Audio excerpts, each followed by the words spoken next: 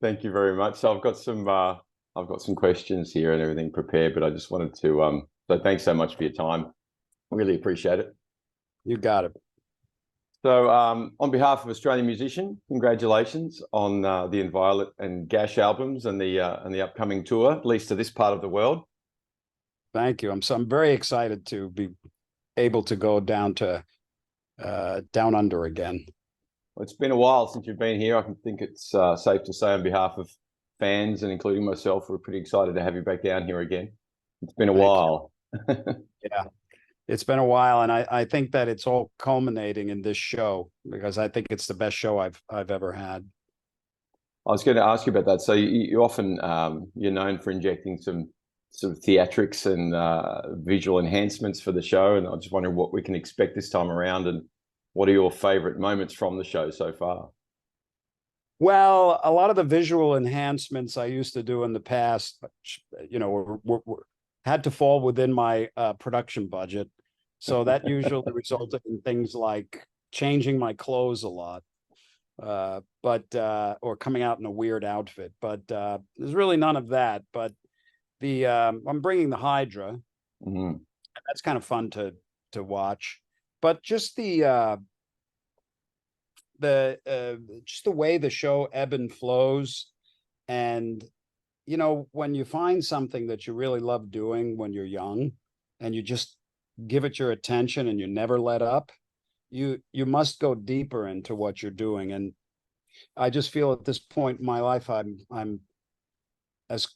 closer to the guitar. I'm closer to the notes. I'm closer to the audience. There's more of a focus and a natural performance that is unlike the past. And I think that just comes with time. Yeah. So you've been known to play the odd flamboyant looking guitar with the triple neck heart guitar and such things over the years. I'm not rolling my eyes. I think that's great. Like the Just Like Paradise. No, I'm an entertainer. I'm an entertainer with a quirky sensibility. Yeah, I think that's great. So with I saw with the or I read with the Teeth of the Hydra piece that you gave yourself rules, which I've heard you often say you give yourself creative rules. And so with that, you didn't want it to be gimmicky. The piece that you're writing, you didn't want the melody to be uninterrupted and look clunky with the three necks. So my question is, did you feel like you accomplished that within the piece that you wrote? I mean, it looks like you did, but do you feel like it did? Yeah, to the best of my ability at that time. I think it's very seamless because I created the image before I did it. I didn't know what I was going to play, but as I mentioned, I knew that it needed to be a good song, at least my idea of a good song. And that usually means a nice melody, and I love the melody in that song. It's very sultry, it kind of fits the instrument. And so then I knew I had to figure out a way to navigate a bass part, a 12-string part, and get a melody in there. And there's very little real estate for picking a note on the 7-string when your limbs are busy, because you have to set up a rhythm. So it was a lot of fun, because you kind of create a direction and then you start doing it until you go, okay, that'll work, and then there it is. And that's so much fun. It's like a Rubik's Cube or something. That's right. Well, you always seem to have such a physical flow in the way that you play. Like that seems to be such an important part of how you play, is your physicality and your movements. And it always seems like it's like flowing through a river or something when I watch you play. It's always very graceful. Do you find that's something? I'm sorry. Yeah. I just wonder if you found that physicality an important part of your writing process too. Is that part of how is that all part of the whole ecosystem, or do you tend to write sitting down, hunched over, like a lot of us do, and that becomes later? I mean, it's not a conscious part of the creating of the music, but it's something that comes once I start playing the piece. But it's changed through the years also. I mean, I could just stand there and play, and I don't try to explain to myself why I feel like doing that instead of, moving. But I find that when I'm real connected to the instrument and I'm on a stage and there's the energy of the entire audience and the band and you're very present, I find I love connecting the notes to my body. It's kind of like an exaggeration in a sense. It may not be necessary, but I've surrendered to it because you know what? It feels fucking great. Yeah. It's just nice to float along and have the Yeah. notes kind of move you. I just like that. I don't know why. Some people it's very engaging. It's almost mesmerizing. And Yeah. some people that just, why is he being so weird? I don't think anyone's asking that question. I think we're all engaged in it. There might be one. I think so. So I wanted to ask you, over COVID, you released the video of Candle Power. So, and you created your, joint shifting technique, and that's you seem to be creating rules and limitations on yourself in order to create. That the same sort of process that you often go through? You try and almost box yourself in to force more creative energy out of you. I don't know quite how to phrase that, but well, in playing an instrument, and many other things, you can create a little box for yourself. Like hypothetically, I could say, well, okay, and I've done this. I'm going to do a solo on one string with one finger. Mm. Okay, that's a limitation. But within that limitation, there's infinite possibilities. So if I do something like you mentioned Candle Power, where okay, I tell myself you're gonna pluck with your fingers. That's tough for me. I never really developed that, and I wanted to do something. And you're going to use a very clean sound, and a Strat style guitar. I mean, those are not my comfort zones. Yeah. So I created a challenge for myself to create a piece of music that sounds good playing like that to the best of my abilities, But still, I wanted to add something that was just seemingly impossible. I don't know why, and that was the point shifting for me. I mean, there's the visual I have of the potential of that technique is staggering, but I can't do it. I could if I decided to take the time, but even then, I don't know where it can go and where I see it going. I think will require younger fingers with a lot more time on their hands. But because it can get really insane, I mean, I already envision a piece that has all of that stuff in it and all sorts of fingers moving in different directions, and because it creates a guitar piece that sounds like nothing else. And I love that. I just love that idea. But time will tell. Yeah, I did read on the description of the YouTube video that you wrote that you hope other people will take that technique and run with it. Fly to the moon, I think, was the phrase he used, which is great. Yeah, you get to the moon and Venus and entire Milky Way. Onto the Gash album. So I've read quite a bit about your relationship with John and how that was. This is sort of homage to that and that timing. It's a wonderful peek back into that time, into that Steve Vai of that time, as well as that music of that time, which we all know and love, certainly men of my age, people of my age. So around that time, so that was about 91, right? Like that you recorded that. Yeah. So around that time, you would have started working on Sex and Religion not long after that, I imagine, around that time. Was there ever a temptation?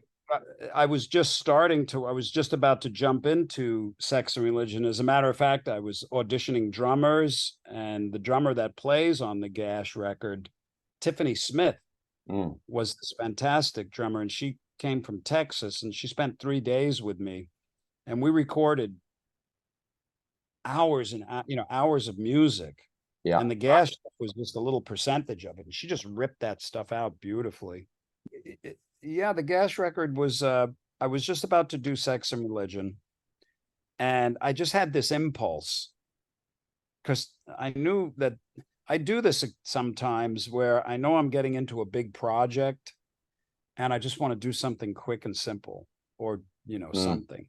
And I was just really pulled to make that record. I think it must have taken me like a week to record it or something, Right. Yeah. and another week to put the vocal, whatever, a couple of weeks. I don't even remember, but I do know that at that time I wanted to do that. And really just for our little motorcycle youth gang, Yeah.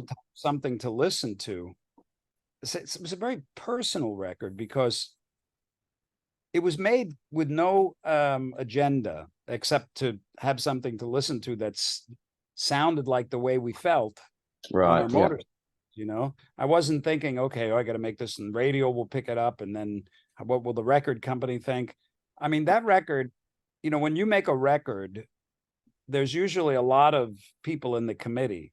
Mm. There's the band members, there's the producer, the engineers, the record company, the A&R people, Yeah. all this stuff. And everything you do has to kind of go through the committee in a sense. Yeah. I made this record, it was a committee of one, me, and I love creating like that.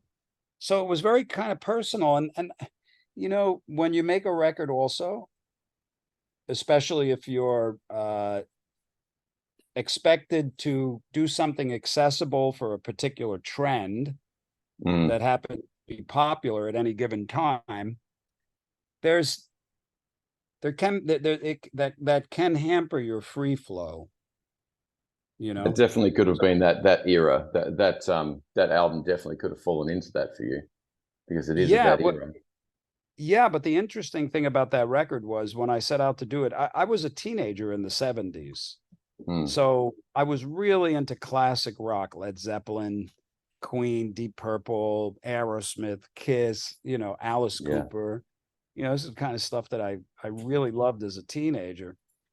And then I was a 90s kind of like rock guy. And my brain kind of mixed that stuff together for this Gash record. But there is a side to me that really loves just simple, hard driving, uplifting, very melodic music. And there's a side to me that thrives on high information music, and my music, I kind of mixed that stuff together. But the Gash record was, okay, let me pull on my rock roots. Was that once John opened his mouth and out came that voice? There must have been a surprising moment. Was there a temptation to have him for Sex and Religion, or did you always already have an idea of what you wanted the vocals to be for that? Well, that is a good question, and it was something I wrestled with. John was he wasn't a singer in a sense. Yeah. He never sang, he wasn't in a band. He didn't have any experience or anything like that. And he was wild. He was wild. And I thought about it, and I just didn't know what it would be like to throw him into a situation like that. But I also knew that I had him, and I had that record, and I wanted to work on it more. Right. Because it was different. The Gash record is very different than the statement I actually wanted to make at the time, which was Sex and Religion. So I found Devin. Yeah. And I just felt, well, yes. Gash is really great for this Gash music. It's very straight ahead. It's very simple. It's very rock and roll. But Devin is a different animal completely. Absolutely. And for Sex and Religion, I just knew that Devin was it was going to be more appropriate for that. Yes, and wasn't he? So that's one of my favorite albums, especially of yours. And I know you said you rode the wave of critical success with Passion and Warfare to have it annihilated for Sex and Religion, and you got quite panned around that time as grunge was becoming on the rise, and musical virtuosity became uncool there for a little while. Yeah, and can you imagine if I released the Gash record back then? Oh yeah, yeah, Or that would similar. have been buried. Yeah, But the Sex and Religion record, yeah, the Sex and Religion record. The funniest thing about that record is it wasn't well received when it came out. You know, the press just destroyed me. Today, it's probably. I mean, every time I talk to fans, they tell me it's like their favorite record of mine. Yeah. I see so many people. It was really it was different than what was going on at the time. It had a different set of teeth. But in a way, you've always done something that's different to what's going on at the time. Passion and Warfare certainly wasn't I'm something a happy expected. misfit. Yeah, that's lucky for all of us, I think, actually, too. You know, I think we all have our moment when we first heard Passion and Warfare. I think it's similar in that way to, you know, to when people first heard Cathedral and, you know, couldn't quite reconcile what it was. And I think with Passion and Warfare, it was like that. I was, for me personally, I was at uni studying music, playing guitar at that time, and I remember where I was when I first heard it because it just didn't make sense in a lot of ways. A lot of the things that were coming out and what you'd done. And that leads me on to some of the other some other gear questions, actually, because obviously in Passion and Warfare you really embraced things like the H3000 and, you know, diatonic pitch shifting and all those things, and used them to an nth degree that nobody had probably thought of using them up until then, which was just amazing. But we've almost crossed paths a couple of times at the NAMM show, and we have a mutual friend in Yoshi Ikigami from Boss. So I wanted to talk to you a bit about that. I mean, I last time I was working at the show doing some demonstrations, and I felt like I was on the stand pretty much 24/7. And I went outside for 5 minutes to shove a sandwich in my face and run back in.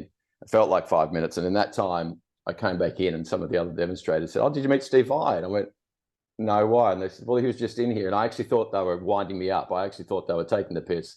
But no, you'd be in there for those few minutes that I'd gone out to have a sandwich. So we didn't meet then, but I'm so glad we've met now. But Yoshi recently cited you as the inspiration for the new Boss SG 3000 that they've just released, from you handing him back those two, well, not back, but handing him those two signed SG 3000s at the time. You know all about that. I do, yeah. And he said, you know, that's where his journey started to. I mean, Yoshi's retired now, but he still has quite a bit to do with the Boss team. But he was he said that you were the inspiration for that. How much of that old equipment, if any of that old equipment, has a space in your creative process now? Or do you find it too clunky? Do you ever wind any of that gear out anymore, or is it just not part of your process anymore? Well, the great thing about back then, there wasn't many options. You had to buy pedals. And when rack mount gear started to come along for guitarists, that was one of the early things that was available. And I don't know if it was really meant for racks for guitar players, but I saw the value in it. And I've tried everything that was available at the time. And that Roland stuff, especially the SD 3000, it's just bulletproof. Most pieces of gear are like 20 questions every time you want to do something, and the sound, you know, the sound is manipulated. That was like a very transparent piece of gear. It was solid, and it didn't do anything but delays. But with those delays you could create phasing, flanging, chorus. So that was the first time I gave any real attention to creating a sound. Right. And I gravitated to the sound that was that I was looking for, which was a stereo chorus and a delay. So I had 2 units. You needed 2 units. Yeah. And to this day, it's the same. Yeah. You know, except I use stereo delay. Right. Okay. Yeah. So that was instrumental in my development of my sonic offering, so to speak. Because what it offered, I still use today. Right. So similar type of gear has changed. Yeah. But your ear is still the same. You're still tuning it in the same way. Yeah. And I could tell you this. you know, that those units, they were brilliant, but they had limitations, you know, compared to a fractal. I mean, you know, that can't compare them. And that's probably why I moved on, because the, you know, multi effect rack units, that was, you know, really developing, and I wanted in. Yeah. And but I got to tell you, nothing sounded like that to this day. Well, the fractal is pretty transparent. Fractal is transparent, but yeah. It's interesting. Whenever I hear you, it seems, and this might not be true, but it seems to me, whenever you're asked specific technical gear questions over the years, whether it's historically or current, you often answer in emotive sort of ways, in emotional sort of language. You often talk about the way it makes you feel rather than the settings as such and that sort of thing, which I always find really relate to that. Yeah, it's just that's fascinating to me. So that's are you really into the programming side? Like when you want something, do you go and get it? Do you ask your tech? Do you describe it to somebody? What's your process for designing your patches that you would use live, say, or your rig live? Well, I was always very hands-on, you know, because I know what I want. I kind of hear, you know, you let the song tell you what kind of sound you want to build for it. So I kind of know. So I love engineering. I've engineered every one of my records, you know, and produced them and everything. And I love going in there and going, oh, you know, let's see, you know, it's creative and it's fun. And I can't imagine trying to translate that to somebody and having them do it. Now, of course, there's parameters in certain gear that I'm not as versed in, you know. Yeah. These days, it's like you know, like the fractal is like a space station. You know, you could build a rocket with it, you know, and so you could do anything. You can get choice fatigue. Yeah. But with all those parameters and understanding how to use them, you hear what the sound needs and it's there. You just add it. What's the main engine of your rig now? Is it the Synergy module? Is that the main sound? That's the main sound engine? I have four Synergy modules. I would say I use my Vai module 90% of the time. Right. 85% perhaps. But and on the album, is it the same? Did you use that for the album for the most part? Yes. Okay. And I've tried many amps, and I would always record a DI, right, and then reamp it through various amps and try to blend them. Yeah. Okay. The you know, the Synergy modules, it just has that sound that I like. Yeah. You know, my ear for my guitar sound is, it's not conventional in the sense that, oh, okay, just get me a Marshall, or just get me any amp. I'm not very uncomfortable with any amp. So are you still record? So you're still recording moving air from a guitar player that loves to move air. You still is that still the way you're recording, or do you do a combination of direct and recorded amps? Or is there do you just let it be dictated by the song? Well, you let the song dictate, but for the most, well, not even for the most part, but I don't think, like on in Inviolate, for instance, I didn't use any modeling or direct into something. It's all amps. Right. Okay. Yeah. I may change that. And then there's various parts that I've added that I would use. You know, I like the Sans amp plugin. That's nice. And there's a whole slew of plugins that have some decent, the Neuro stuff is really good. Wow. Yeah. Yeah. So it varies, but the main guitar, I just can't get away from using amps. Yeah. I understand. I can hear, you know, there's a different, the modeling always sounds, you know, a little small to me. That you could sit with modeling in your room and play with it, and it could sound godlike, you know, thick, and But there's something about it when you get it, when you put it into the battlefield, you know, in a mix or on a stage, especially. Yeah. Where it's competing with big boy frequencies, like a real snare drum or, you know, real overheads or bass guitar, you know, those things rob the sonic real estate. Yes, they do. Yeah. And, you know, the modeling stuff just doesn't have the backbone to hold its own. Interesting. You know? Yeah. What's who's in the band this time around? What are the players, and how's the rehearsal schedule been? I've always heard that your rehearsal schedule can be quite brutal. I believe is well, it's the word. The rehearsal schedule is quite brutal when I'm putting on a completely different show with a completely different set of musicians. Right. And that's only happened a few times, really. For the most part, the band I have now has been with me for decades. Yeah. And that's Philip Bino on bass. You know, he's as solid as the day is long. Jeremy Colson on drums. There's no drummer I've ever played with that hits as hard as him and is as, you know, and he can really listen. And I had Dave Weiner when we kicked off the tour. And Dave, you know, he wanted to up out. He's been in the band for a long time, and this is a long tour. And he found me a replacement, Dante Friziello. And Dante's just great. I mean, he's young, which, you know, is interesting to me because I'm the old guy now, you know. And but it's so great. He's so great. You know, he learned all the parts. He's got it down. He's a great player.